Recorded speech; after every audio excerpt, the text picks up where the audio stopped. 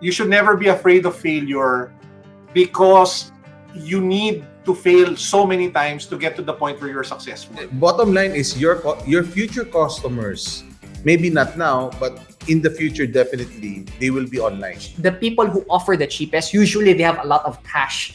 They have a lot of funds in their bank. Because most probably hindi sila kikita eh.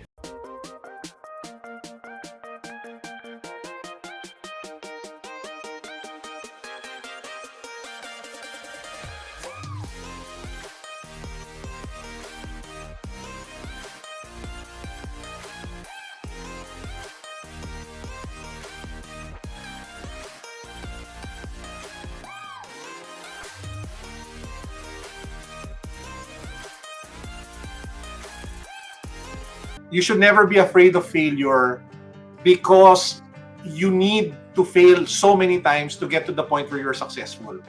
Ang tawag dyan sa Silicon Valley kasi is growth hacking. You try multiple solutions to one problem, and then the solution that works, you double down and do that all the time kasi it's the one that gives you results. So for example, gagawa ka ng YouTube channel about sneakers. You can create 5 different topics. Gawa ka tungkol sa unboxing, gawa ka tungkol sa ukay-ukay, gawa ka tungkol sa pagpunta sa mga outlet, gawa ka tungkol sa basketball reviews, gawa ka tungkol sa running reviews. Tapos kung ano man yung may pinakamadaming views or napansin mong pumapatok, you do on that. So that's what you call growth hacking. So yun yung mentality dapat na it's okay to fail, it's okay na pumalpak as long as you learn. So once you're able to grow the channel, you start earning revenue. Diba? So that's the first one. For everyone, it's very important for us to be agile in terms of business. You know, if you will ask me, the e-commerce industry has been, it's an ever-changing industry. What I learned 2 years ago is not anymore relevant, ganun kabilis. So it's very important for us to be agile, willing to change, innovative enough to know where the trend is going so that we'll be able to adapt and grow with that trend. The base skill set is digital marketing. Okay. If there's one skill that everybody needs to learn, it's that. It's the ability to market, sell, and convince an audience or a target market on digital to buy your product or to listen to you. So digital marketing yung pinaka-base skill para sa akin. Kasi lahat ng ginagawa ko is based off my digital marketing background. Yeah. So yun yung pinaka-critical. Parang all these 5 things, if you don't know digital marketing, mahirapan ka. So siguro yun yung number 1 na kailangan aralin ng mga tao. In everything that you do, huwag mong iisipin paano tayo makalamang. In everything that we do, laging win-win. Paano ka mag-win? Paano siya mag-win? Yung amount na binigay mo, winner sa kanya, winner sa kanya. When you have that instinct, it's a culmination of all the data in your mind. You just can't explain it in words. But it's because of your experience, your knowledge. So that's instinct. But here's the thing. When your success becomes your sense of stability, it becomes a weakness. Kasi iniisip mo, oh, because this worked, it must work all the way to the future. But that's not true right now. Because the ones who are actually investing in their digital marketing are eating up the market.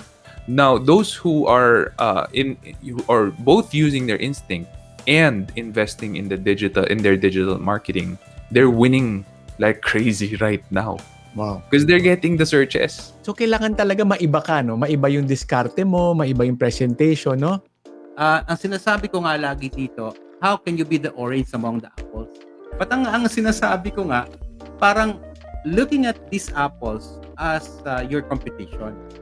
Now, kung pare-pareho, everything equal, pareho ang offers natin, pareho yung negosyo model natin, pareho yung binibigay nating benefits, the features, and so on, how are we going to stand out from the rest of the competition?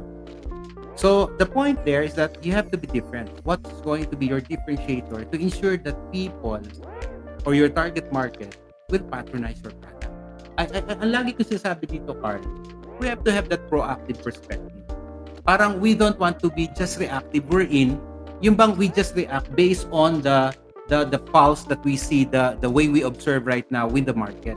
Hey Steve, alam mo, since I have you on the show, I'm a real estate guy, we have a brokerage company.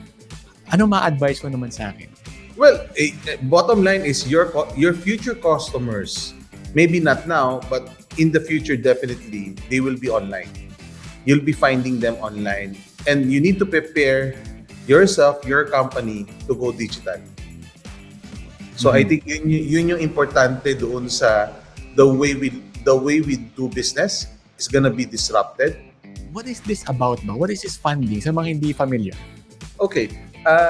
Of course, when we grow our business, there are a lot of ways to, raise capital. On a typical business, a traditional business, you raise capital by, getting investors, partners, going to banks, having credit lines, no?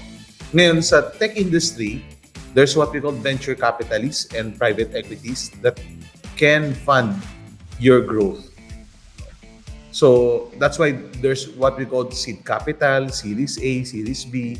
So those are, yun yung mundo na kinakagalawan ko as a startup.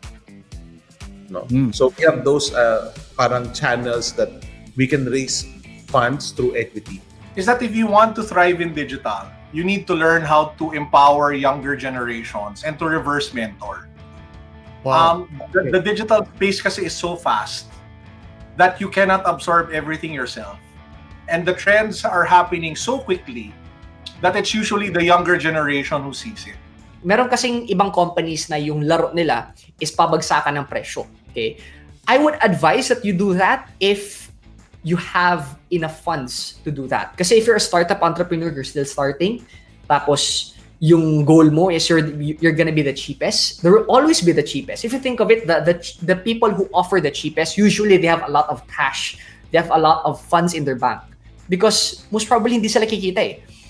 The reason why gusto nila maging mura, dahil they wanna dominate the market. Okay.